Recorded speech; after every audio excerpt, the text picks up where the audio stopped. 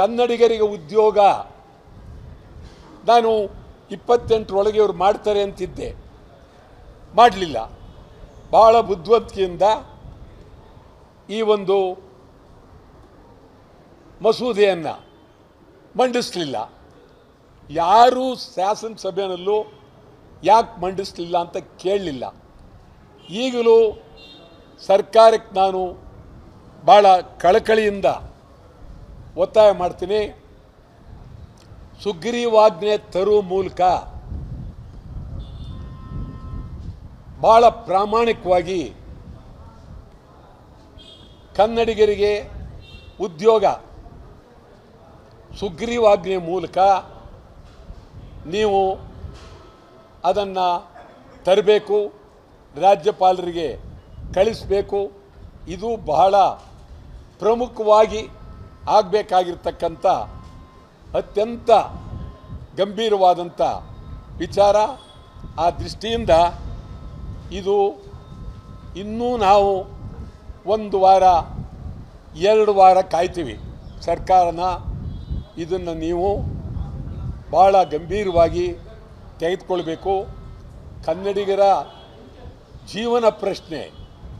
ನೀವು ಕಾನೂನನ್ನೇ ಮಾಡಲಿಲ್ಲ ಅಂತ ಹೇಳಿದ್ರೆ, ಕಾನೂನನ್ನ ಹಿಂದಕ್ಕೆ ತಗೊಂಡ್ರಿ ಅಂತ ಹೇಳಿದ್ರೆ ಅದು ಕನ್ನಡಿಗರಿಗೆ ಅಪಮಾನ, ಕರ್ನಾಟಕಕ್ಕೆ ಅಪಮಾನ. ಯಾರೋ ITBT ಮೋಹನ್ ದಾಸ್ ಪೈ ಸೇರಿದಂತೆ ಅವರು ವಿರೋಧ ಮಾಡಿದ್ರೆ ನೀವು ತಗೊಂಡ್ರಿ ಅಂತ ಹೇಳಿದ್ರೆ ಸರ್ಕಾರಕ್ಕೆ ಅಗೌರವ, ರಾಜ್ಯಕ್ಕೆ ಅಗೌರವ ಆಗುತ್ತೆ. ನಾವೆಲ್ಲರೂ ತೀರ್ಮಾನ ಮಾಡ್ತಾ ಇದ್ದೀವಿ, ಮುಂದಿನ ದಿನಗಳಲ್ಲಿ ಎಲ್ಲ ಕನ್ನಡ ಪರ ಸಂಘಟನೆಗಳನ್ನು ಸೇರಿಸ್ತೇವೆ. ಅಂತಿಮವಾಗಿ ಸರ್ಕಾರ ನೀವು ತೆಗೆದುಕೊಳ್ಳಿಲ್ಲ ಅಂತ ಹೇಳಿದ್ರೆ ಅಖಂಡ ಕರ್ನಾಟಕ ಬಂದ್ ಮಾಡಬೇಕಾದಂಥ ಕಾಲ ಬರುತ್ತೆ ಅಂತಕ್ಕಂಥ ಎಚ್ಚರಿಕೆಯನ್ನು ನಾನು ಭಾಳ ಗಂಭೀರವಾಗಿ ಹೇಳ್ತಾ ಇದ್ದೇನೆ. ಆ ದೃಷ್ಟಿಯಿಂದ ಇವತ್ತು ಕನ್ನಡಿಗರ ಪ್ರಶ್ನೆ ಇದು ಭಾಳ ಮುಖ್ಯ. ಮತ್ತು ಈಗ ಆಯವ್ಯಯ ಮಂಡನೆ ಆಗಿದೆ ಪಾರ್ಲಿಮೆಂಟ್ನಲ್ಲಿ. ಈಗ ಒಬ್ಬರು ನಮ್ಮವರು ಪರಿಣಾಮಕಾರಿಯಾಗಿ ಕರ್ನಾಟಕ ರಾಜ್ಯಕ್ಕೆ ಅನ್ಯಾಯ ಆಗಿದೆ ಅಂಥೇಳಿ ಯಾರು ಒಬ್ಬರು ಮಾತಾಡಲಿಲ್ಲ. ನಿಜಕ್ಕೂ ಇದು ಅತ್ಯಂತ ಅಗೌರವ. ಶ್ರೀಮಾನ್ ನಿಜಲಿಂಗಪ್ಪನವರು ಇಲ್ಲಿ ಅವರದೇ ಪ್ರತಿಮೆ ಇದೆ. 8ನೇ ತಾರೀಕು ಇದೇ ತಿಂಗಳು, ಅದೇ ಇನ್ನೇನು ಒಂದು ದಿವಸ ಕಳೆದ ಮೇಲೆ ಆಗಸ್ಟ್ 8 ಅವರು ನಿಧನ ಹೊಂದಿದ ದಿನ. ನಾವು ಬಹಳ ಒತ್ತಾಯ ಮಾಡ್ತಾಯಿದ್ದೀವಿ.